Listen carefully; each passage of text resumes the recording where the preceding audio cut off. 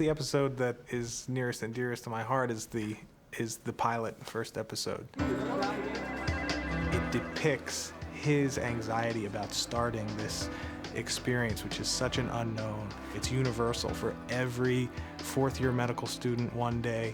Next year, the intern, and people are calling you, "Doctor, what is the answer? What do we do?"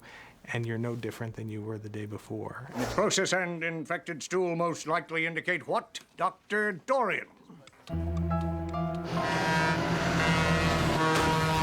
deer in the headlights, that gag, was always funny on paper. But when we did it, it was like we were in tears. It was hysterical. Us in college, me with my flat top, Zach with his mullet. That's pretty cool though, man. I mean, because I did have a flat top like that. There was one episode where I had to say, like, "I told you so" at the end of a scene, and he was like, "You know what, don't say I told you so, just do an I told you so song and dance." This is what I like to call my told you so dance. I told you so, I told you so, I told you so, I told you so, I told you so, I told you so. That's probably the first and the last time, actually, that I've ever sang on the show. Anytime that there's a musical episode, I'm conspicuously absent. We did a musical Scrubs the first year. We had to put the surgeons and medical people against each other. We decided to do it like West Side Story.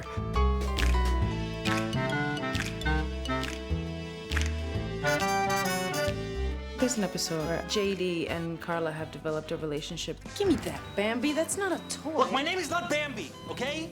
And their relationship gets strained by the fact that he's a doctor, she's a nurse. And they have like a really strong moment at the bus stop in the rain.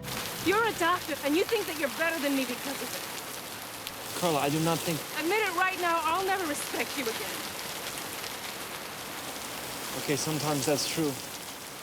I like the one where I come onto the floor, the ICU, and everybody who's alive, when I come on, I want them to be alive when I leave.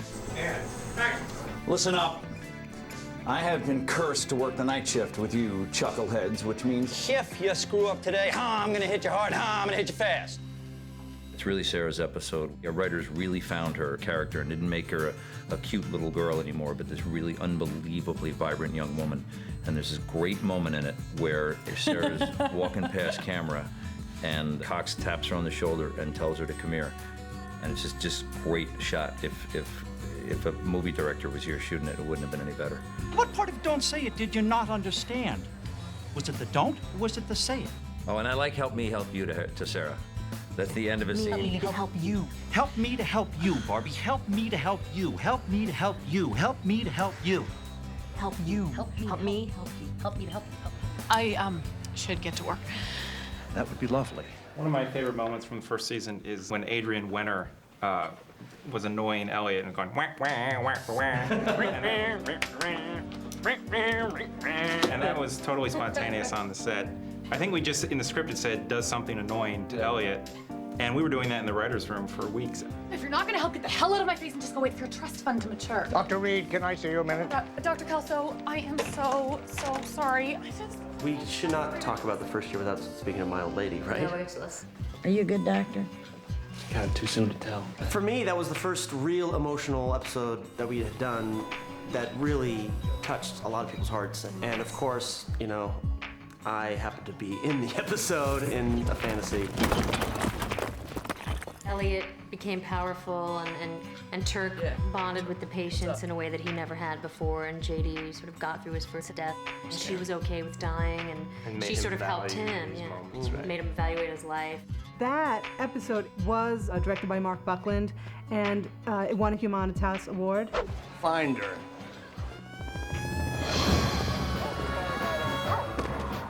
We had to go out into the parking lot and actually jackhammer a hole into the asphalt and dig a trench for her to emerge out of. And she comes out of the hole with her walker, you know, and that's when I realized this show is like completely different from anything I've been part of, you know.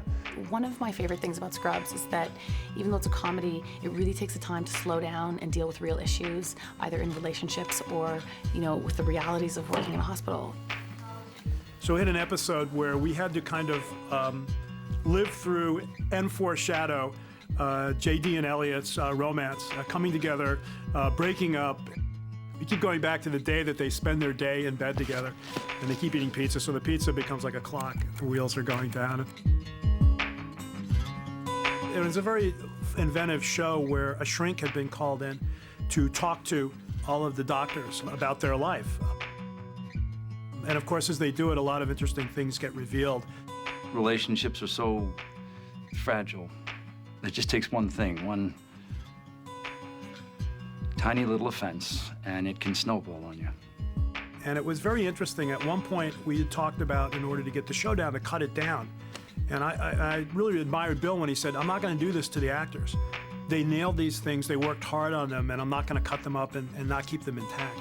So we still haven't been able to cut it down, because we still have to cut shows down in the end. And during the end of the first summer, we did a rerun of all the shows, and that one didn't get into the arc because we had a long show on our hands.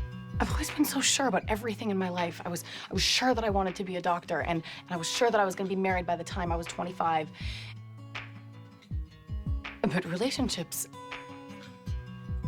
I always heard that when they were right, they were easy. That even when things got hard, that they were easy. I wonder what she looks like. Why am I always in your fantasies? We've had some unbelievable guest stars and cameos on the show. I know he's got an unorthodox way of doing things. Now, everybody deserves a second chance. Am I right?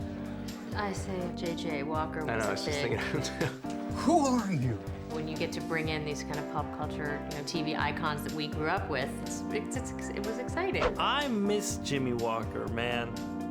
For a while, I got a sense that Jimmy Walker was gonna be like my sensei. You got a problem, man.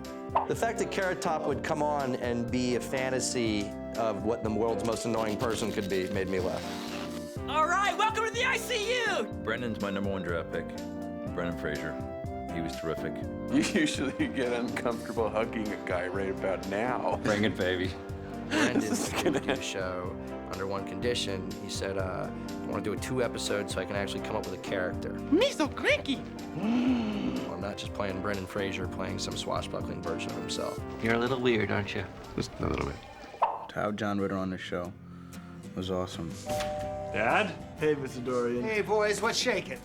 And so when I met him, and he knew my name, it was kind of cool. He was like, Donnie, which I don't like to be called, but the fact that John Ritter called me Donnie, the dude who, in my eyes was the best, physical comedian on television I'd ever seen. There's a little moment in the cafeteria, JD's dad, where he's stolen Jell-O. Yes. And I think that's he just comes and kind of places it on the table. How you doing, Elliot? When John Ritter was on, I liked it when he had Zach pull his finger and he farted. It was never written in the script. He just really had to fart. And it's on camera for everybody to see. It makes me laugh. Pull my finger. I'm not gonna pull your finger. Pull my finger. See what happens. I pooed a little.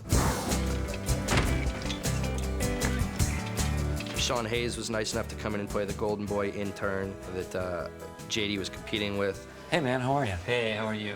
Oh, okay. There that is. The best thing about it is all these characters were people that came because they knew us and liked the show.